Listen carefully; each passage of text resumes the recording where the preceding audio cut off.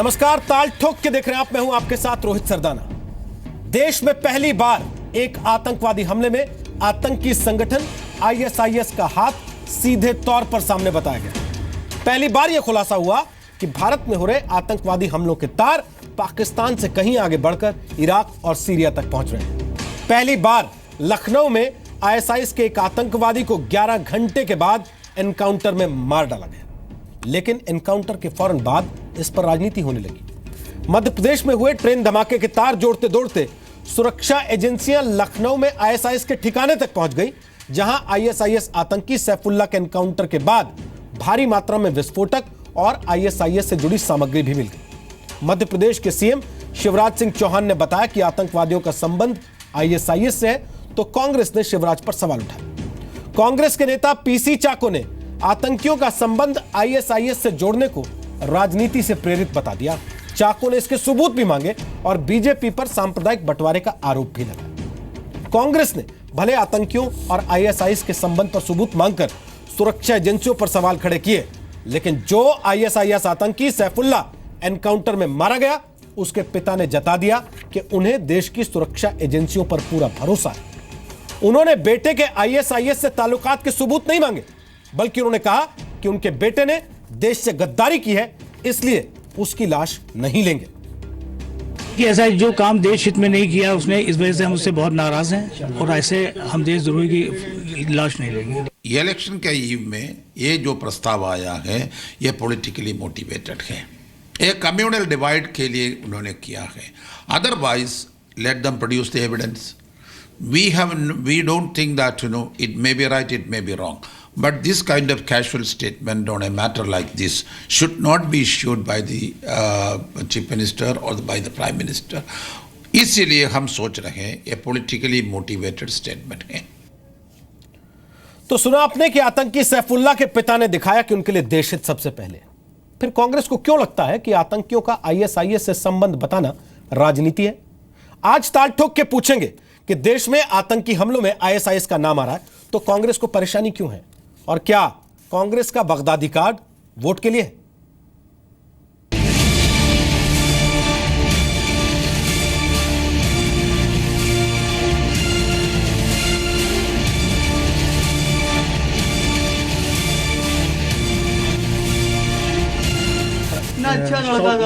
नहीं लेंगे। क्या वजह मानते हैं? देखिए, ऐसा जो काम देश हित में नहीं किया उसने, इस वजह से हम उससे बहुत नाराज हैं और ऐसे हम देश द्रोही की लाश नहीं लेंगे। बम विस्फोट स्थल से जो सामग्री बरामद हुई, उसके आधार पर यह स्पष्ट होता है कि आतंकी आईएसआईएस से जुड़े हुए थे।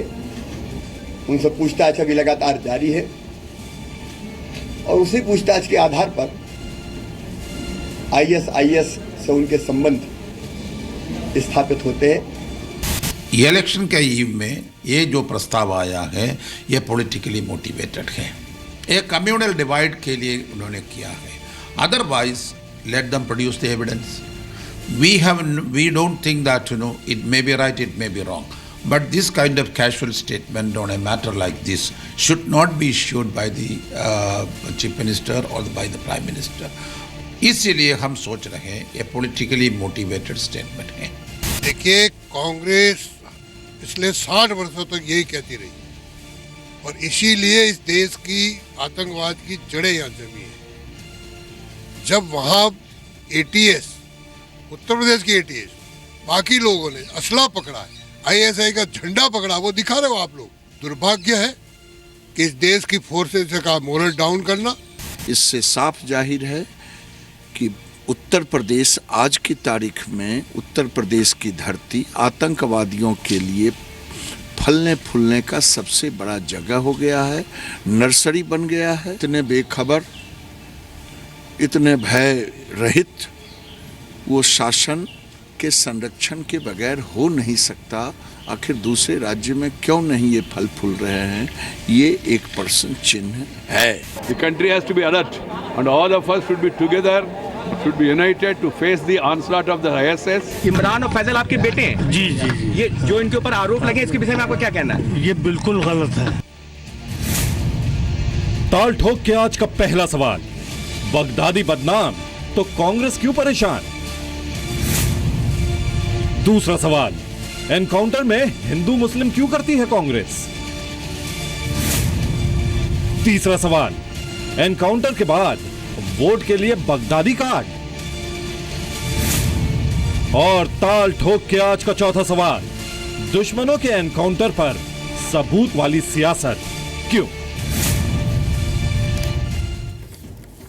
तो आपको बता दें कि ताल ठोक के आज बात करने के लिए हमारे साथ कौन कौन खास मेहमान हैं। सुधांशु त्रिवेदी हमारे साथ हैं, वो बीजेपी के राष्ट्रीय प्रवक्ता हैं, गृह मंत्री राजनाथ सिंह के राजनीतिक सलाहकार हैं। आलोक शर्मा हमारे साथ हैं, वो कांग्रेस पार्टी के राष्ट्रीय प्रवक्ता हैं, लंबे समय से एनएसयूआई और यूथ कांग्रेस के साथ जुड़े हुए हैं।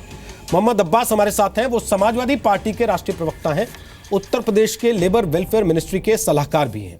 विक्रम सिंह साहब हमारे साथ हैं, पूर्व आईपीएस हैं, 2007 से 9 के बीच उत्तर प्रदेश के डीजीपी रह चुके हैं। लिम्का बुक ऑफ रिकॉर्ड्स में most highly decorated IPS officer के तौर पर उनका नाम दर्ज है। आप सबका स्वागत है। सबसे पहले मोहम्मद अब्बास, मैं आपसे पूछना चाहता हूं, उत्तर प्रदेश की पुलिस, उत्तर प्रदेश की एटीएस ने कल औपचारिक तौर पर बाकायदे प्रेस रिलीज जारी की, उसमें आतंकवादियों के नाम लिखे, उनके काम बताए, कारण बताए जो ऑपरेशन चल रहा था, और यह भी कहा कि आईएसआईएस का यह खुरासन मॉड्यूल है। क्या आपको यूपी की पुलिस पर, एटीएस पर शक है? आप भी सबूत चाहते हैं?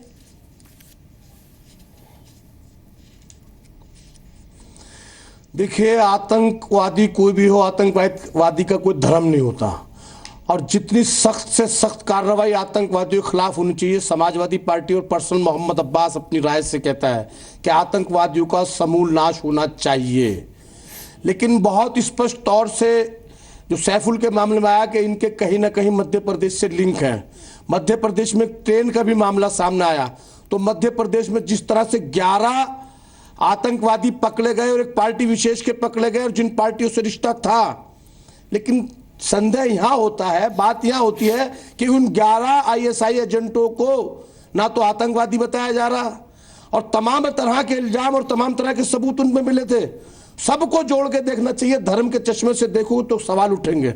आतंकवाद की जितनी मजम्मत की जाए, जितनी सख्त कार्रवाई की जाए, उत्तर प्रदेश की पुलिस को पूरी छूट है कि कोई भी आतंकवादी न कहीं पनाह ले सके, और बधाई दी जा रही है। उत्तर प्रदेश की पुलिस ने समय रहते कार्य करके उनके मंसूबों को फेल किया।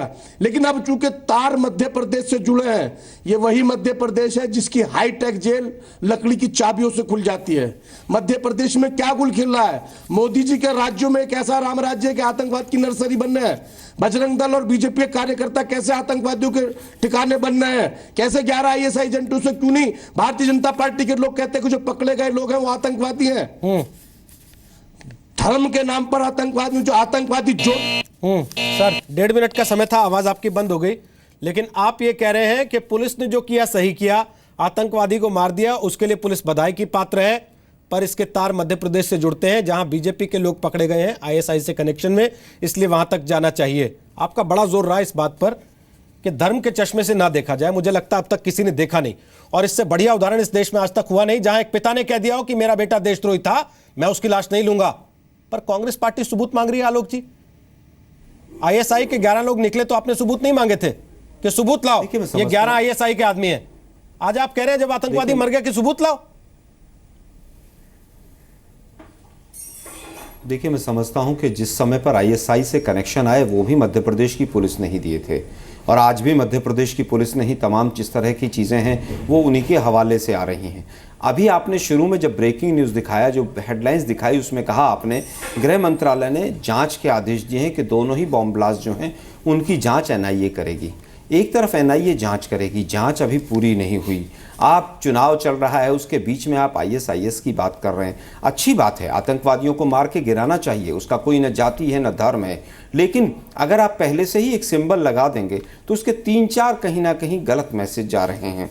सबसे पहली चीज़ कि इन्वेस्टिगेटिव एजेंसीज अगर कहें कि साहब ये ऐसा ऐसा लिंक है, तब मज़ा आता है। पॉलिटिकल लोग स्टेटमेंट दें, उसका क्या मकसद हो सकता है? क्या जांच प्रभावित नहीं होगी? क्या जो लोग अभी तक ये कह रहे थे गृह मंत्री महोदय कि आईएसआईएस हमसे बहुत दूर है, क्या उनको अब देखना नहीं चाहिए अपने गृहमान में झांक कर कि आईएसआईएस हमारे यहाँ तक पहुँच चुका है? और अगर वहाँ पर जो झंडा मिला है, क्या वो वास्तव में आईएसआईएस के एंगल से ही है या कोई अलकायदा, आईएसआई, किसी ने और गुमराह करने के लिए या हमारे नवयुवकों को आईएसआईएस से और ज्यादा जोड़ने के लिए, प्रेरित करने के लिए रखा गया है? मैं समझता हूं संवेदनशील विषय है।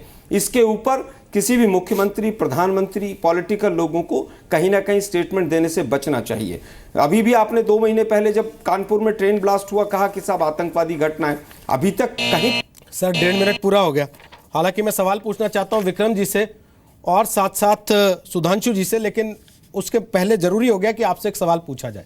आपने कहा चुनाव था आज, तो क्या करती सर पुलिस? वहां खड़ी हो जाती घर के बाहर जाके और उससे कहती कि भैया कल तक फायरिंग मत करना, कल 5 बजे के बाद हम फ्री हैं, तब अपन लड़ेंगे, तब एनकाउंटर करेंगे तुम्हारा। रोहित जी आप टॉपिक को ट्विस्ट ना करें। सर मैं कोई ट्विस्ट नहीं कर रहा हूं कि आपने जो बात कही मैंने वहीं से सवाल उठाया। आतंकवादी को कहीं आपने कहा चुनाव चल रहा था सर। आप सर सुन तो लीजिए ना आप सर बात को। अरे सर सुन तो लीजिए सर आप बात को, आप सुन ही नहीं रहे। मैं केवल ये कह रहा हूं कि आज ही अभी इन्वेस्टिगेटिव एजेंसी के लिए, एनआईए के लिए दिया गया है और एक तरफ स्टेटमेंट आ जाती है। इसका क्या मकसद है, क्या लेना देना है? आईएसआई से आपके यहाँ के जो आईएसआई के साथ जुड़े हुए बीजेपी के 11 कार्यकर्ता ने जांच रिपोर्ट मांगी है। पहली बात, आप सरकार चलाते रहे इस देश में, आलोक जी, क्या आपको इस देश में सिस्टम्स का पता नहीं है? गया है अभी अगर कहीं एनआईए ने अभी तक जांच नहीं की है उसमें। अगर सामने उनको दिख रहा है कि कोई 70 राउंड फायरिंग कर चुका है पुलिस के ऊपर, एनकाउंटर हुआ, बहुत अच्छी बात है, लेकिन आप उसमें क्या कहते हैं सर? पहले जांच कराते हैं फिर एनकाउंटर करने जाते हैं क्या? कहीं ना कहीं गंभीरता को कम करता है। जान को जो सुरक्षा एजेंसियों में काम करते हैं। सर आप बेकार के सवाल पूछ रहे हैं। क्या किसी ने ये कहा? बेकार के सवाल पूछ रहा हूं, लेकिन आप बड़े शानदार जवाब दे रहे हैं। आपके लिए ताली बजाऊं मैं आज कि आप सबूत मांग रहे हैं एक आतंकी के एनकाउंटर पर। सर मैं कह रहा हूं, मैं समझ रहा हूं सर, प्रेस रिलीज पढ़ के सुनाऊं यूपी पुलिस की है। सबूत किसने मांगा? एमपी पुलिस पे तो चलिए आप यकीन नहीं करते। बताइए किसने मांगा? पुलिस के लिए तो आप वोट मांग रहे हैं, जिनकी सरकार है। यूपी पुलिस के लिए आप वोट मांग रहे हैं, जिसकी सरकार है। अब सुनिए क्या लिखा है यूपी पुलिस ने कल अपनी प्रेस रिलीज में। सुन लीजिए क्या लिखा है उन्होंने। सुनिए ना सर, पढ़ के आए उनकी प्रेस रिलीज क्या थी कल, उन्होंने क्या लिखा उसमें? आप पढ़ के आए हैं क्या लिखा उन्होंने? बिल्कुल उनसे बात भी करके आया हूं। तो उन्होंने क्या कहा? हमने अंधेरे में मार दिया, हमें नहीं पता था कौन है। भी आया हूं। उन्होंने क्या कहा? उन्होंने ये नहीं कहा कि भारत में नहीं आया था कि नहीं था, इस पर उन्होंने ये एविडेंस नहीं मांगा है कि वो आतंकवादी था कि नहीं था। और अगर कहीं पर है तो पढ़ के सुनाइए आप। सर आप क्या एविडेंस मांग रहे हैं ये बताइए ना। वो आतंकवादी था या नहीं उसके बाप को सबूत नहीं चाहिए, लेकिन आपको सबूत चाहिए। जब जांच चल आप करेंगे सुपुर्दे खाक उसे? जी सुनिए मेरी बात। सैफुल्लाह की लाश लेने से उसके पिता मना कर रहे हैं। कांग्रेस पार्टी लेगी लाश, करेगी सुपुर्दे खाक? न्यूज कर लेगा यार, आप छोड़ करेगी सुपुर्दे खाक? अरे सर, अरे बाप, अजीब बात करते हैं। कांग्रेस ने तो बहुत से आतंकवादियों को सुपुर्दे खाक में पहुंचाया है और भी पहुंचाएंगे हम। मेरा सवाल क्या है, आप कहां घुमा रहे हैं आपको भी पता है कि जो मेरा सवाल क्या है, आप कहां घुमाने की कोशिश कर रहे हैं आपको भी पता है। बताइए ना सर, जिस आतंकवादी का बाप उसकी लाश लेने को तैयार नहीं है, आप लेंगे? क्या गलत है बताइए? आपकी पार्टी लेगी? आप सबूत मांग रहे हैं इस देश की एजेंसियों से? आपको ट्विस्ट मत कीजिए, पत्रकारिता के स्तर को इतना मत गिराइए। आलोक जी, आप पत्रकारिता का स्तर उठाइए और मुझे यह बता दीजिए कि राजनीति का स्तर मैं कैसे उठा दूं, जब इस देश के राजनेता आतंकवादी के एनकाउंटर पे भी ये कह रहे कि अरे वोटिंग होने वाली थी कल को, आपने एनकाउंटर कर दिया। स्टेटमेंट में रोहित जी उनकी स्टेटमेंट में मुझे ये बताइए कि वो आतंकवादी सवाल पूछ रहा हूं। आपने कहा वोटिंग थी, तो आपने बात ही शुरू से इससे की कि कल को वोटिंग थी। अब मैं सुधांशु त्रिवेदी आपसे पूछ रहा हूं, बड़ा सीधा सा सवाल है, क्या एजेंसियां इस देश की सामने आतंकवादी खड़े हो, फायरिंग कर रहे हो, तो उनसे कहें कि साहब कल वोटिंग है, रुक जाइए, अपन कल लड़ लेंगे? देखिए रोहित जी, अभी हमारे समाजवादी पार्टी के प्रवक्ता महोदय ने कहा कि किसी आतंकवादी का धर्म नहीं होता, हम भी यही मानते हैं। तो मैं कांग्रेस से पूछना चाहता हूं, आईएसआईएस का नाम लेने से संप्रदाय कैसे जुड़ गया? कौन है जो उस आईएसआईएस का संप्रदाय से कनेक्शन स्थापित कर रहा है, हम या आप? यही वो खतरनाक राजनीति है जिसने राष्ट्रीय सुरक्षा के विषय के ऊपर हर समय, एक बार नहीं, याद करिए, याकूब मेनन के नमाज जनाजा में जाके यह कहना कि उसकी जुडिशियल किलिंग हुई, उसका समर्थन करना, अफजल के लिए कहना कि वो बेचारा था, इशरत जहां के लिए कहना कि वो बिहार की बेटी थी। अरे ये वो पार्टी है जिसके नेता ने कहा है ओसामा जी, जिनके नेता ने कहा है हाफिज साहब, और सुरक्षा एजेंसियों पे प्रश्न चिन्ह उठा रहे हैं। इनसे पूछिए इनकी अपनी सरकार के जमाने में, जिस जमाने में इनका डायरेक्टर सीबीआई कह रहा था कि इशरत जहां आतंकवादी नहीं है, इनकी सरकार के डायरेक्टर आईबी आसिफ इब्राहिम कह रहे थे कि इशरत जहां आतंकवादी है। ये तो अपनी सरकार में भारत के इतिहास में पहली बार इन्होंने ऐसा काम किया। और एक बात और कहना चाहूंगा, यदि ये संप्रदाय से जोड़ना चाहते हैं तो मैं याद दिलाना चाहता हूं, आजाद भारत का पहला सैनिक सम्मान शहादत किसको मिली? कश्मीर की लड़ाई में 1948 में ब्रिगेडियर उस्मान को। मैंने ब्रिगेडियर उस्मान के लिए किसी जलसे में नहीं देखा इन लोगों को, ना मैंने अशफाकुल्लाह खां के लिए देखा, ना वीर अब्दुल हमीद के लिए देखा। इसलिए इन लोगों की आदत है कि उन लोगों से ना जोड़कर हमेशा याकूब, अफजल और इशरत से जोड़ना चाहते हैं। हिमांशु जी 1.5 मिनट हो गया, मैं फिर आपके पास ही वापस आ रहा हूं। जो मध्य प्रदेश में लोग पकड़े गए थे, आईएसआई के एजेंट कहे गए, एजेंसियों ने पकड़े, उनमें आपकी पार्टी से ताल्लुक रखने वाले कितने लोग थे? और उनके लिए क्या आप लोगों ने कभी ऐसे सवाल उठाए जैसे आज आप उठा रहे हैं? क्या आप लोग नहीं डिफेंड करते उनको? क्या आपने पर्दादारी नहीं की उस मामले में? रोहित जी, हम बिल्कुल ईमानदारी से कहना चाहते हैं, हम जब कहते हैं कि आतंकवादी का ना कोई मजहब है ना कोई इंक्लिनेशन है, तो वो कोई भी हो उसके ऊपर सख्त से सख्त कार्रवाई होनी चाहिए। इसलिए नहीं कि वो कभी हमसे जुड़ा रहा था या हमारा लिंक रहा था तो कोई नरमी होनी चाहिए। मगर समस्या यह है कि जो लोग ये कहते हैं मगर अपने एक्ट में हमेशा उसको एक रिलीजियस नजरिए से देखने की कोशिश करते हैं, यह बात हमारे लिए हमेशा नागवार गुजरती है। हम तो ये कहना चाहते हैं कि कोई भी हो उस पर सख्त कार्रवाई होनी चाहिए। आप क्यों कहते हैं कि आतंकवाद ऐसा? अरे आपके तो गृह मंत्री सुशील कुमार शिंदे ने जुलाई 2013 में हिंदू आतंकवाद शब्द प्रयोग कर दिया था, जिसके लिए हाफिज सईद ने उनको बधाई दी थी लाहौर से। तो आप कहते हैं इसको रिलीजियस चश्मे से, सांप्रदायिक चश्मे से आप देखते हैं, हम नहीं। विक्रम सिंह जी, जिस तरीके की बातें आज हो रही हैं, कल को कोई आतंकवादी किसी घर में घुस आया तो पुलिस वालों का, एटीएस के जवानों का मन करेगा उसको गोली मारने का? देखिए, एक भारत का नागरिक होने के नाते मैं हतप्रभ हूं इस प्रकार की बातें सुन करके। क्या किस और सबूत की आपको जरूरत है? आईएसआईएस का नक्शा मिल रहा है, पिस्तौलें मिल रही हैं, 650 कारतूस और 75 एमटीज मिल रहे हैं।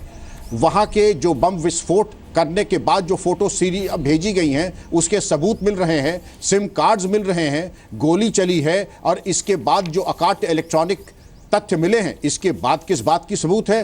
क्या हम आतंकवादियों के वकील हैं? क्या हमारे सिपाहियों की असीम अरुण, दलजीत चौधरी, जवीद अहमद डीजीपी, हम इनके ईमानदारी पर और इनकी कर्तव्य निष्ठा के ऊपर प्रश्न न उठाएं? क्योंकि ये उत्तर प्रदेश के नहीं पूरे भारत के माने हुए ईमानदार और कर्मठ अधिकारियों में इनकी गिनती होती है। और ये कह दें कि एनकाउंटर हम जब वोटिंग खत्म हो जाएगी, इलेक्शन खत्म हो जाएगा तब करेंगे, इससे ज्यादा बेबुनियाद तो कोई तर्क हो ही नहीं सकता है। और सबूत देना कोर्ट के सामने है, और अगर कोई गलती कोई पुलिस वाले करते हैं तो कोर्ट भी उनके विरुद्ध प्रभावी कार्रवाई, प्रशासनिक या क्रिमिनल एक्शन ले सकती है।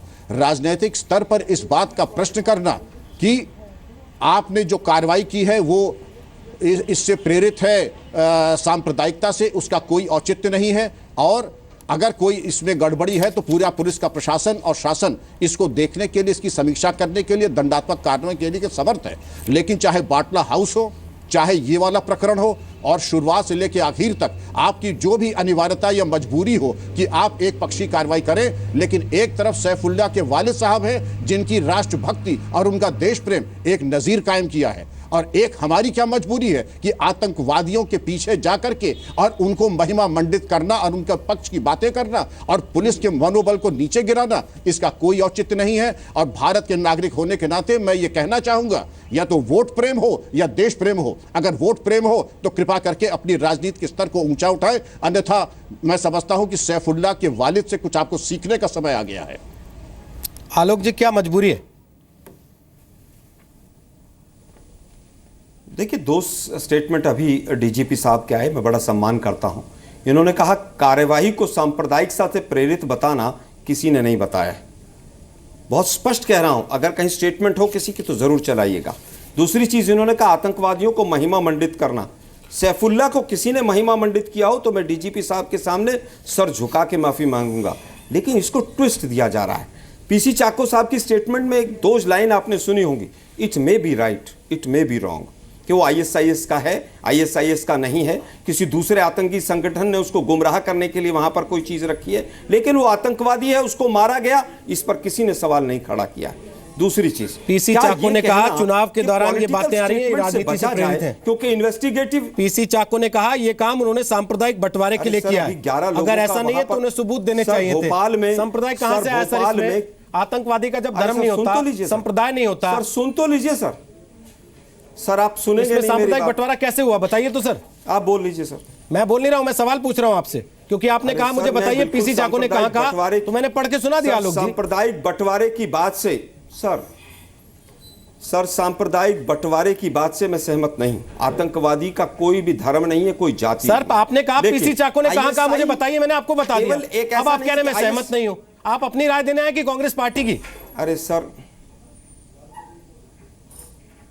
सर उन्होंने लखनऊ का नाम लिया है। बहुत बढ़िया सर, वो इराक के बारे में बोल रहे थे, कहा है। ये सीरिया के बारे में प्रेस कॉन्फ्रेंस थी। स्टेटमेंट ट्रेन एक्सीडेंट पे उन्होंने लखनऊ, अरे सर लखनऊ का नाम उन्होंने सर, जहां हर सवाल लखनऊ पे पूछा जा रहा है, जांच एजेंसी बैठी है। आलोक जी, आप किसको बेवकूफ बना रहे हैं? इस देश की जनता को या मुझे सर, या अपने आप को? सर मैं बेवकूफ नहीं बना रहा हूं किसी को बेवकूफ बनाने की मेरी ना कोशिश है ना हिम्मत है मेरी। आप लोग सब समझदार लोग हैं, लेकिन मुझे केवल ये बता दीजिए, डीजीपी साहब से भी मैं विनम्रता से एक सवाल पूछना चाहता हूं कि जब जांच चल रही है, एनआईए जांच कर रही है, क्या पॉलिटिकल लोगों की बयानबाजी इस तरह से आना ठीक है क्या? कि वो तो आईएसआईएस से थे, वो तो उस संगठन से। अरे भाई जांच हो जाने दीजिए, सबूत जुटा लेने दीजिए, हो सकता है कुछ और लोगों का नेटवर्क भी वहां। आलोक जी, सबूत किसने मांगे प्रेस कॉन्फ्रेंस करके? चुनावी दौर किसने मांगे? पहले बयानबाजी, टीवी मीडिया ने सबूत मांगे, जोड़ा जाए। टीवी मीडिया ने कहा सबूत दीजिए, किसी अखबार ने कहा कि सरकार सबूत नहीं दे रही है, हवाबाजी कर रही है, और किसी पार्टी ने कहा कि सरकार सबूत नहीं दे रही है। आपकी पार्टी ने कहा ना सबसे पहले कि सबूत लाएं। सर्जिकल स्ट्राइक में आपकी पार्टी ने कहा सबूत लाएं। सर क्यों सर जी ने क्या कहा है? सर इन्वेस्टिगेशन पूरी हो जाए, एविडेंसेस हो, उसके बेस पे कहा जाए। सर बाटला हाउस में आपकी पार्टी के नेता कहते रहे फर्जी एनकाउंटर है। सर 2 महीने के बाद संसद में कह दिया हिंदू आतंकवाद होता है। दुनिया भर के आतंकवाद का रंग और धर्म आपको नहीं दिखता। हिंदू आतंकवाद आपने वहां तय कर दिया देश की संसद के अंदर। बाटला हाउस का एनकाउंटर आपने फर्जी बता दिया। इसके बाद आप सर्जिकल स्ट्राइक को ऐसे ही डिफेंड करते रहे, आपके नेता कुछ बयान देते रहे, टीवी पे आपको भेजा गया ये डिफेंड करने के लिए कि जाके कह दो ये उनकी निजी राय थी। आप इससे इनकार नहीं कर सकते आलोक जी। सर नहीं, मैं बिल्कुल इस बात से बिल्कुल पूरी तरह से कहता हूं, बाटला हाउस पे जो स्टेटमेंट गृह मंत्रालय की है वो प्रमाणिक है। उसके अलावा किसी ने भी दी है, मैं इत्तेफाक नहीं रखता हूं, ना मेरी पार्टी रखती है। ऐसे ही मेरा केवल सर्जिकल स्ट्राइक पर भी बड़ा संवेदनशील विषय, आपका जो स्टेटमेंट है वो प्रमाणिक है। संजय निरुपम मजाक कर रहे थे। डीजीपी साहब ने कहा कि इस तरह के नहीं सर कार्यवाही सांप्रदायिकता से प्रेरित है, इस शब्द किसी ने नहीं कहा है। सर मैं फिर बता देता हूं पीसी चाको ने क्या कहा। पार्टी का है सर, पीसी चाको ने साफ साफ कहा सर कि ये उन्होंने सांप्रदायिक बंटवारे के लिए किया है। और इससे ज्यादा कैसे कहते हैं सर, बताइए ना। बहुत संवेदनशील विषय है ये। संवेदना तो आपको पीसी चाको को सिखानी चाहिए थी ना आलोक जी, जो आप दिखा रहे हैं यहां पर बैठ। नहीं, कार्यवाही सांप्रदायिकता से प्रेरित है ऐसा कहीं भाव नहीं। सर कार्यवाही नहीं, मैं फिर कह रहा हूं, आपने कहा ये सांप्रदायिक बंटवारे के लिए उन्होंने किया है। सीधे सीधे तौर पर यह कहा जा रहा है कि ये जो आईएसआईएस का नाम लिया गया, जो एनकाउंटर हुआ, आपने शुरुआत की, चुनाव है कल, आपने चुनाव का शब्द जहां लाया, आपने जता दिया उसमें कि आपकी मंशा क्या है। डीजीपी साहब को आप बार बार क्वेश्चन कर रहे हैं, मैं उन्हीं से आपकी बात करवा देता हूं। कहा गया है इट में आप सुनना चाहेंगे दोबारा पीसी चाको को? मैं फिर सुनवा दूंगा सर, टाइम जाया होगा, मैं फिर सुनवा दूंगा। चाको जी की स्टेटमेंट में दोबारा चलाइए उसमें। सर सुन लीजिए दोबारा। नहीं सर, पीसी चाको जी सुनिए ना सर, सुनिए। आप कहेंगे तो मैं 1 घंटे की प्रेस कॉन्फ्रेंस सुना दूंगा दोबारा। नहीं कर रहे हैं। इलेक्शन के ईव में ये जो प्रस्ताव आया है ये पॉलिटिकली मोटिवेटेड है, एक कम्युनल डिवाइड के लिए उन्होंने किया है। Otherwise let them produce the evidence. we don't think that it may be right, it may be wrong, but this kind of casual statement on a matter like this should not be issued by the chief minister or by the prime minister. इसीलिए हम सोच रहे हैं ये politically motivated statement है। अब बताइए विक्रम सिंह जी, बार बार वो आपसे सवाल पूछ रहे हैं। पीसी चाको का बयान भी मैंने सुनवा दिया। रोहित जी बोलिए सर। रोहित जी, रोहित जी, चाको साहब बड़े वरिष्ठ नेता है, बड़े ही सम्मान के साथ मैं यही कहूंगा कि चाको साहब ने अपने आप को कॉन्ट्रडिक्ट किया है। I may be right, I may be wrong. If you are not aware of your facts, then you should perhaps wait till the police and the investigating agencies give you the proof. And the right platform is the court of law. And if you are faulting in producing your evidence, you will be absolutely torn into smithers by the court of law. अब मेरा निवेदन ये है, कभी हम ये कहते हैं हमारे नौजवान, कभी हम कहते हैं कि अमुक राजनीतिक दल से संबंधित युवा और अमुक धर्म से संबंधित ये लोग, इसमें यह कहते हैं कि जो भी राष्ट्र विरोधी तत्वों गतिविधियों में शामिल होगा, युवा, वयस्क, अधेड़, किसी भी धर्म संप्रदाय से होगा, फौज में होगा, पुलिस में होगा, राजनीति में होगा, उसको रौंद दिया जाएगा। अपेक्षा इस बात की है, क्या पुलिस में अभी लोग नहीं पकड़े गए हैं? क्या फौज में नहीं पकड़े गए हैं? तो क्या कहते हैं कि पूरी पुलिस फोर्स जो है गद्दार है, पूरी फौज गद्दार है? ऐसा नहीं है। हर जगह अच्छे लोग भी हैं, ज्यादा संख्या अच्छे लोगों की है, और इक्का दुक्का अगर एक्सेप्शंस पे हैं, उनके खिलाफ प्रभावी कार्रवाई कीजिए। उसको हम जाति और धर्म और मजहब के चश्मे से अगर देखेंगे तो हम राष्ट्रहित की बात नहीं कर रहे हैं। और इलेक्शन तो होता ही है, इलेक्शन होगा ही, लेकिन जीरो टॉलरेंस अगर हमको एंटी नेशनल एक्टिविटीज में अगर हमने नहीं दिखाई तो हम अपने कर्तव्य से च्युत हो रहे हैं। मुझे बस केवल इतना ही विनम्र निवेदन करना है। रहमान अब्बास, ऐसे मुद्दों पे भी अब हम वोट बैंक देखेंगे पहले? देखिए, उत्तर प्रदेश या पहले अपने लोगों की जान देखेंगे? नहीं, मेरा कहने का मतलब ये नहीं, बिल्कुल आतंकवाद पे सूचना मिलती कार्रवाई होनी चाहिए। उत्तर प्रदेश की पुलिस ने बिल्कुल तत्परता करते हुए पहले प्रथम दृष्टया ही अचूक कार्रवाई की और एक आतंकवादी मारा गया। उस आतंकवादी जो सीरीज मिली है, जो सामान मिला है, गृह मंत्री जी ने कहा वो एनआईए जांच करेगा। तो कहने का यह है कि बहुत ज्यादा वर्डिक्ट देना कहीं ना कहीं जांच को प्रभावित करेगा। और आज उस पर डिबेट चली, तमाम चैनलों पर डिबेट चली, लेकिन थोड़ा सा प्रश्न उठता है कि मध्य प्रदेश की जो आतंकवाद की नर्सरी बन रही है, जब वहां लोग पकड़े जाते हैं, एक पार्टी विशेष के पकड़े जाते हैं, तो छोटी सी खबर बन के उस पर भी चर्चा होनी चाहिए ना। एक कोई चीज होती है बिल्कुल गलत, आतंकवाद के खिलाफ है, लेकिन जब एक पार्टी विशेष, रहमान साहब एक बात बताइए, आतंकवाद के, रहमान साहब एक बात बताइए, 700 कार्ट्रिज मिली वहां से, जिसमें से 600 650 कम से कम अनयूज थी, 70 राउंड गोली चल चुकी थी, 8 बंदूकें मिली वहां से, बम बनाने का सामान मिला। सर आप मुझे एक बात बता दीजिए रहमान साहब, आप एक तरफ अपनी पुलिस की पीठ थपथपा रहे हैं, दूसरी तरफ कह रहे हैं एमपी नर्सरी बन गई, एमपी नर्सरी बन गई। सर एमपी से तो लोग पकड़े गए हैं, लेकिन वो सारा सामान जो उसके घर पे कल मिला वो एमपी से लाके तो नहीं डाल दिया गया होगा रातों रात कल? वो भी कुछ कर ही रहा होगा वहां पे। सूचना दी है, सब सामान ये सब एमपी से आया हुआ है, सब ये तो करते ही उसको 2-3 महीने में उसे धर दबोचा हमने। लेकिन मध्य प्रदेश में जिस तरह का देश चल रहा है, वहां लकड़ी की चाबियों से हाईटेक जेल खुल जाती है। सर मैं एक काम करता हूं, आप लोग केवल लोग लकड़ी की चाबी, पहली बार हमें राजनेता केवल कि लकड़ी की चाबी से भी जेल के ताले। सर राजनेता केवल मजाक उड़ाना जानते हैं, ऐसी परिस्थिति में भूल जाते हैं उन लोगों को जो अपनी जान जोखिम में डाल के खड़े रहते हैं आतंकवादियों की गोलियों के सामने। सर सुनिए, दलजीत चौधरी की प्रेस कॉन्फ्रेंस आ रही है, सुनिए एडीजी लॉ एंड ऑर्डर क्या बता रहे हैं, सुनिए, उसके बाद सवाल पूछेगा उनसे।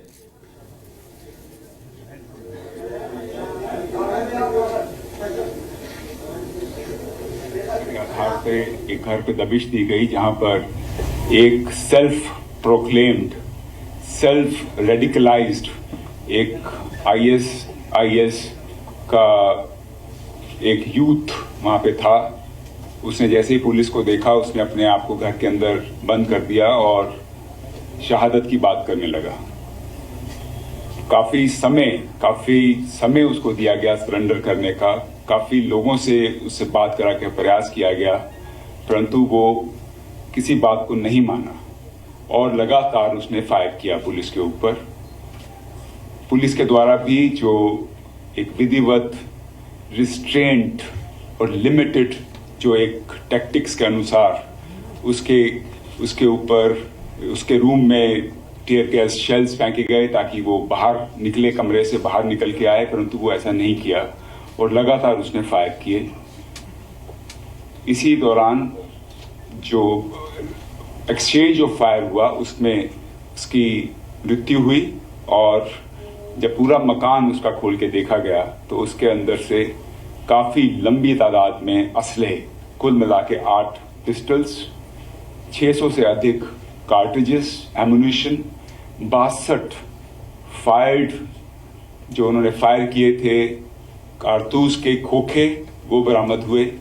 उसके साथ साथ बॉम्ब बनाने के उनके इंस्ट्रूमेंट्स, छर्रे, टाइमर्स, इसके अलावा वायर्स, टेप्स और अन्य चीज़ें जो बॉम्ब बनाने में काम आती हैं वो बरामद हुई। उसके अलावा जैसे कि आप जानते हैं गोल्ड तथा कैश बरामद हुआ। इसके साथ साथ 3 पासपोर्ट भी उनके पास से बरामद हुए। ये 4 लोग इस घर पे कुछ दिनों से यहाँ पे किराए पे रह रहे थे और लगातार आपस में मिलते थे, रहते थे और क्षेत्र की रैकी करते थे। इनके द्वारा कल ही यानी कि 7 तारीख को, जैसे कि आप जानते हैं, शाजापुर मध्य प्रदेश में भोपाल उज्जैन पैसेंजर में एक आईईडी, एक इम्प्रोवाइज्ड एक्सप्लोजिव डिवाइस लगाकर वहाँ पर एक ब्लास्ट किया, जिसके कारण कुछ लोग वहाँ पे इंजर्ड हुए। ये एक लो इंटेंसिटी बॉम्ब था जिसके कारण कुछ लोग इंजर्ड हुए। उसके बाद से लगातार जो सूचनाओं का आदान प्रदान हुआ और जो मुलजिम गिरफ्तार हुए, उसमें 3 व्यक्ति जो यहाँ रहते थे इनके साथ में वो वहाँ पर गिरफ्तार हुए। और गिरफ्तार जो व्यक्ति हुए, जैसे कि आप सब नाम जानते हैं उनके, आतिफ मुजफ्फर, दानिश अख्तर एंड सैयद मीर, ये तीनों लोग वहाँ पे गिरफ्तार हुए। इन्हीं की पूछताछ में और जो अन्य सूचनाएं हमें प्राप्त हुई उसके आधार पर उत्तर प्रदेश में कई जगहों पे दबिश दी गई, जैसे इटावा, औरैया, कानपुर नगर तथा लखनऊ। सभी जगह हमें सफलताएं प्राप्त हुई। सभी जगह जो अभियुक्त थे वो गिरफ्तार हुए, परंतु इस वाली घटना पर काफ़ी देर मुशक्कत के बाद पुलिस लेट रात्रि जो है इसको फ्लश आउट करने में सफल हुई और उसके बाद से जो सामान मिला, जैसे कि आप जानते हैं कि आज के युग में आईसिस से कई लोग सेल्फ रेडिकलाइज हो जाते हैं। कोई भी ऐसा हमारे पास प्रमाण नहीं है कि हम कहें कि ये किसी से संबंधित थे, परंतु आज के टाइम में वेबसाइट्स के दौरान के माध्यम से, सोशल मीडिया के माध्यम से ये लोग अपने आप को लगातार, कुछ लोग, कोई भी यूथ हो सकता है इसमें, ये लगातार उस मटेरियल को, लिटरेचर को पढ़ते हैं और पढ़ने के बाद उसी मेन स्ट्रीम में, उसी धारा में बहने लगते हैं और उसके प्रभाव में आ जाते हैं। सबसे बड़ी बात है ये इन्फ्लुएंस हो जाते हैं, प्रभाव में आ जाते हैं और अपना आचरण और कंडक्ट उसी तरह से वो करने लगते हैं। इसी की सोच के कारण, इसी इन्फ्लुएंस में इनके द्वारा ये सब कार्य करने का विचार किया गया और इसको धीरे धीरे इन लोगों ने कार्य करना शुरू किया। लगातार इन लोगों ने छोटी छोटी घटनाओं करने का प्रयास किया, लो इंटेंसिटी बॉम्ब्स लगाने का भी प्रयास किया, लेकिन किसी में ये सफल नहीं हो पाए। अंतोगत्वा जो मध्य प्रदेश में जो घटना हुई है, उस घटना के बाद से इनकी असली गतिविधियों के बारे में जानकारी हुई और उसके बाद से पुलिस एक्टिवेट हुई और उसके बाद ये ऑपरेशन हुआ। जैसे कि आप जानते हैं कि जो बाद में जो गिरफ्तार अलग से लोग हुए हैं, उसमें फैजल खान, फकरे आलम, ये दोनों और गिरफ्तार हुए हैं। इसके अलावा भी अभी और 2 व्यक्ति हैं जिनके विरुद्ध जो है कार्रवाई की जा रही है। जैसे कि आप जानते हैं कि एटीएस जो हमारी एंटी टेररिस्ट स्क्वाड है, इनके अपना थाना है इनका और इनका पूरा जुरिस्डिक्शन, पूरी स्टेट का जुरिस्डिक्शन आपके पास है और ये थाना लखनऊ में ही स्थापित है। यहाँ पर ही हमने सभी मुकदमे पंजीकृत किए हैं। ये मुठभेड़ का मुकदमा भी यहीं पंजीकृत हुआ है और जो बाकी के लोग जो गिरफ्तार हो रहे हैं उनके मुकदमे भी यहाँ पर पंजीकृत हो रहे हैं। अभी तक जो बरामदगी हुई है उसमें जैसे मैंने बताया 8 पिस्टल, 32 बोर के, 630 अदद कारतूस, 4 चाकू, विस्फोटक सामग्री, compass, clock timer, dry cells, batteries, cast iron की पाइप्स, मोटरसाइकिल 1 अदद, मोबाइल फोन हमें मिले हैं 6, तो सुना आपने Daljeet Chaudhary, ADG law and order, वो बता रहे हैं कल के इस एनकाउंटर के बारे में। सब चीजें तफसील से बताई। अब तक जिन सवालों पे हम बहस कर रहे थे, मुझे लगता है आलोक जी आपको उसका जवाब मिल गया होगा, सिवाय उस आइडेंटिटी कार्ड के जो आईसिस इशू करता, उसके अलावा उन्होंने सब कुछ बता दिया जो जो मिल सकता है एक आतंकवादी के पास। और आइडेंटिटी कार्ड जो आप मांग रहे हैं वो क्यों नहीं मिलता, वो भी उन्होंने बता दिया। अब यकीन होता है आपको? देखिए, समझता हूं किसी ने आइडेंटिटी कार्ड नहीं मांगा है। रोहित जी, आप किस तरह की पत्रकारिता कर रहे हैं? क्या मैंने आइडेंटिटी कार्ड मांगा है या किसी और ने मांगा? अभी भी उन्होंने कहा कि किस संगठन से वो जुड़े हुए हैं, इसका अभी तक कोई भी पुख्ता प्रमाण नहीं मिला है। उन्होंने कहा लिटरेचर से इन्फ्लुएंस होकर इस तरह के लोग जिस देश के निवासी हैं लगे, लेकिन वो देश आतंकवाद के ऐसे खतरे से जूझ रहा है कहा कि वो आतंकवादी नहीं है, जिसका दर्द किसी ने पूरी नहीं कहा दुनिया कि झेल उनको रही क्यों मारा है। गया। आप अगर आज भी डिनायल मोड में रहना चाहते हैं और इस देश के लोगों को बरगलाना चाहते हैं तो आप करते रहिए। 3 साल में आतंकवाद बढ़ा करते रहिए, कम नहीं हुआ है। करते रहिए सर, कोई दिक्कत नहीं है। सरकार से करते रहिए। अगर आपको वोट इससे मिलता है सर, लीजिए। आपको वोट अगर इससे मिलता है तो बोल के लीजिए कि हमको तो ऐसे मिलेगा। मैं 5 शब्द पढ़ता हूं। आलोक जी, मैंने पूरी प्रेस कॉन्फ्रेंस आपको लाइव सुनवा दी, उसके बाद भी आप कह रहे हैं मैंने आइडेंटिटी कार्ड नहीं मांगा था, पर मैं सबूत मांग रहा हूं। वो गोलियां आपको सबूत नहीं लगती, वो बम बनाने का सामान आपको सबूत नहीं लगता, वो नक्शे आपको सबूत नहीं लगते, वो सारी तैयारी आपको सबूत नहीं लगती। लेकिन आप अगर आइडेंटिटी कार्ड की बात करेंगे तो मुझे भी सबूत नहीं देता सर, क्या बयान पढ़ देता है तो कर रहे हैं वो गलत है। अरे आलोक जी, किस कोर्ट ने कहा? उनको असीमानंद के साथ 3 लोग जो थे उनको कहा कि हाँ सर सुन लीजिए ना, ये भी साथ अब साथ इस पक्ष को भी देखिए। अब आप साथ पे आ गए सर, अभी तक आप उस पर केंद्रित रहते थे, अब आप साथ पे आ गए। अब सुन लीजिए सुधांशु जी का जवाब। बोलिए सुधांशु जी। किसी ने आइडेंटिटी कार्ड नहीं मांगा, लेकिन पीसी चाको ने क्या मांगा था? आप समझा दीजिए देश को क्या मांगा था पीसी चाको ने। सबूत क्या चाहिए था उनको? बगदादी का स्टेटमेंट लाके देते आपको, जुड़े हुए हैं। बगदादी का इंटरव्यू चाहिए आपको, वो बताए कि हाँ हमारा खास आदमी था, इंडिया हेड था, मारा गया लखनऊ में रात को 3 बजे। रोहित जी रात को 3 बजे एनकाउंटर समाप्त हुआ। पुलिस ने भी, एटीएस ने भी लगभग 20 घंटे लिए कि उसके ऊपर बयान दिया जाए। सर आप सो गए थे, हम जाग रहे थे। एटीएस ने, पुलिस ने, सारे जवानों ने रात को इंटरव्यू दे दिए थे। ये ताजा प्रेस कॉन्फ्रेंस थी, इसलिए दिखाई आपको। मुझसे तो पूछ लिया जाए। मिस कर गए होंगे सर, रात में भी उन्होंने सारे सवालों के जवाब दिए थे। अब बोलिए सुधांशु जी। सर वो प्रेस कॉन्फ्रेंस, पुलिस भी इतनी संवेदनशील है कि उन्होंने सारे सबूत, सारी चीजें होने के बाद अपना वक्तव्य दिया। सारी तस्वीरें सुबह से टीवी पर चल रही हैं। आलोक जी कहां है आप? कौन से जमाने में? बोलिए सुधांशु। आलोक जी को जो दुष्कर और कठिन कार्य सौंपा गया है वो मैं समझ सकता हूं, क्योंकि इनकी पार्टी की फितरत ऐसी है कि उसे डिफेंड करना बड़ा मुश्किल है। अभी अभी एडीजी ने जो कुछ अपनी प्रेस कॉन्फ्रेंस में कहा, स्पष्ट रूप से वो कह रहे हैं self proclaimed, self radicalise ISIS का एक्टिविस्ट। अब इसके बाद भी यदि आपको कुछ और प्रमाण की आवश्यकता है तो इसे मैं आपका पूर्वाग्रह और दुराग्रह के अतिरिक्त और कुछ नहीं कह सकता आलोक जी। और आपकी पार्टी तो वो है जिसमें आपकी अपनी सरकार में बटाला हाउस इनकाउंटर को आपकी सरकार और आपकी दिल्ली पुलिस कहती थी कि वो आतंकवादी थे, मगर आपकी अध्यक्षा की आंखों में 11 लोग अभी आईएसआई के एजेंट वहां पर बीजेपी की सरकार लाहौर के हाफिज सुधांशु जी, मगर सुधांशु जी डिस्टर्ब मत करिए भाई, आप बोल रहे थे तो मैं सुधांशु जी, बटाला हाउस में पहुंच जाएंगे। आलोक जी, 15 दिन आलोक जी, आलोक जी, दिग्विजय सिंह ने जाकर सुधांशु जी में ये कहा, सुधांशु जी 1 मिनट के लिए, सुधांशु जी 1 मिनट गजब है भाई, प्लीज सुधांशु जी, बयानबाजी की बात कर रहे हैं। सुधांशु जी 1 मिनट। और बयानबाजी इस देश की जनता ने बहुत देखी है सर। गृह मंत्री लगातार कहते रहे आईएसआईएस तो इस देश में हो ही नहीं सकता, इस देश का कोई आदमी आईएसआईएस का हिस्सा हो नहीं सकता। लखनऊ में आज आप खुद बता रहे हैं कि वो हेडक्वार्टर चला रहा था बैठ के, उसने इतना असलाह खड़ा कर लिया था सर। बिल्कुल, अब मैं इसका जवाब देता हूं। इसका मतलब हम फेल थे, हमें पता ही नहीं हमारे देश में क्या हो रहा है। नहीं, मैं बता रहा हूं पूरी तरह से सरकार की इंटेलिजेंस एजेंसी नाकाम है, तथ्यपरक उसको छुपाने के लिए कांग्रेस को कटघरे में खड़ा कर दो। भाई जवाब देने दीजिए। आलोक जी सुन लीजिए जवाब। अब बोलिए सुधांशु।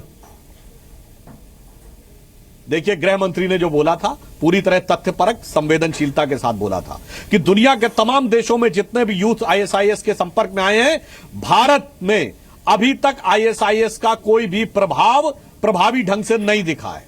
अब मैं कहना चाहता हूं, यदि यह कोई संकेत दिखता है तो हम सबकी जिम्मेदारी है कि आईएसआईएस को क्यों किसी संप्रदाय के साथ कनेक्ट किया जाए। हमें तो यह कहना चाहिए कि आतंकवादी है, जैसे दुनिया के हर देश में कहा जा रहा है। ऑस्ट्रेलिया हो, जर्मनी हो, ब्रिटेन हो, फ्रांस हो, चाइना हो, रशिया हो, अमेरिका हो, यहीं पर क्यों सियासत की जा रही है। हमें कहना चाहिए कि आईएसआईएस हमारे यूथ कनाडा भी है, कनाडा भूल गए। बरकरार नहीं पाएगा। मगर अफसोस है कि आप ये जवाब तो इसका उल्टा देने लगते हैं। और एक बार, पहली बार की बात है, अरे हमेशा आतंकवादी को लेकर इसका मतलब इंटेलिजेंस एजेंसीज फेल है। आप ये क्यों नहीं मानते? आतंकवादी थी या नहीं थी? इशरत जहां बिहार की बेटी कैसे हो गई ये बताइए। अरे भाई क्या सहानुभूति है इसमें? आतंकवादी है, उसको मार्केट गिरा देना चाहिए। जहां से पूरा शुरू होता है, लेकिन मध्य प्रदेश, अगर आप बिना के मुख्यमंत्री का बयान भी आप प्रेस कॉन्फ्रेंस के जनाजा वाली पार्टी को समर्थन करने क्यों जाते हैं? झगड़िए मत। जो याकूब मेनन, जिसमें कहा जाता है याकूब मेनन के जुडिशियल कौन क्या है उसका साथ किस तरह किया? झगड़िए संबित जी एक बात करें तो समझ आती है। आप जैसे और उस झगड़िए के बारे में अब ये प्रूव हो गया है कि जनाजे के लिए उन्होंने झगड़िए मत प्लीज। शिवराज सिंह चौहान मध्य प्रदेश के मुख्यमंत्री, वो इस पूरे मामले को लेकर क्या बोले, सुनिए शिवराज सिंह चौहान को। जो एक्सप्लोसिव मिला उसमें तो ISIS का उल्लेख, वी आर इन इंडिया, फिर उन्होंने जो पाइप बम रखा था अपने मोबाइल से उसका फोटो अपलोड करके उसको सीरिया तक भेजने का काम किया। तो इसके पुख्ता प्रमाण हैं कि वो ISIS से जुड़े हुए थे, इरादे खतरनाक थे। उनमें से एक मैकेनिक था, इंटरनेट के जरिए उन्होंने बम बनाने की विधि सीखी थी और फिर धीरे धीरे उसको कैसे इस्तेमाल करके आतंकी घटना को, वारदात को अंजाम देना है, ये सुनिश्चित किया था।